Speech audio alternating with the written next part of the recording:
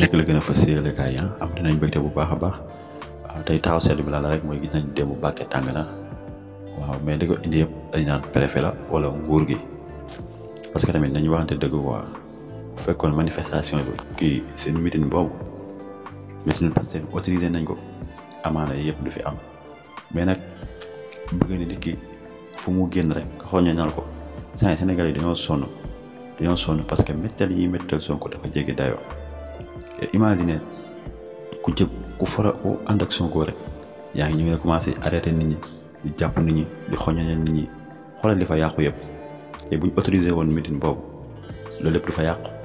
xaalis yàqu na fa loolu lépp du fa yàqu dañ ñëw meeting seen meeting dem mais lan moo tax mënuñoo bàyyi nit ñi ñu dund seen dund parce que instant bi dañu xam ni Sonko nit yàlla moo ko may ndax gis nañu démb bu muy julli jumaa ja Tuubaa ja gis nañ mbooloo mi ko dar ak ñi doon yuuxu ñëpp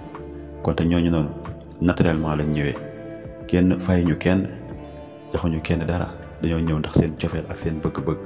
te tamit comme que raison yi fa lay tàngee ba Dakar moo daan tàng comme que raison yi fa la commencé tàngee dañ xam ne Sénégal yëpp pare nañ bàyyi Sonko mu doxal li mu war a doxal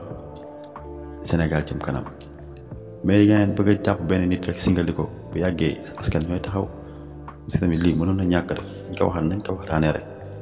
mënoon na ñàkk buñ autorisé woon amoon na neex sax bañ faa yóbbu takk der ndax du am problème ndax ñoom i neen la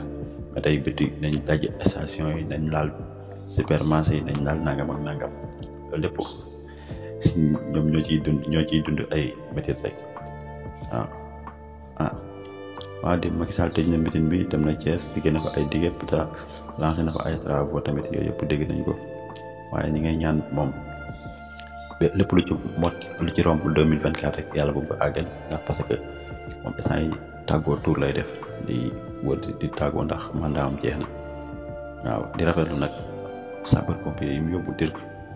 ñu koy rafetlu parce que tamit Turquie ñoom suñuy am di jàmm lañ ñu bëgg Sénégal lañ mais El Hadj Diouf gisagul dara sax bàyyi nga foofu rek mu nekkoon seen taxaw seetlu di leen bëggal di leen ñaanal jàmm bu baax ñu wax ñi leen ñaanal weekendu jàmm jërë ngeen jëf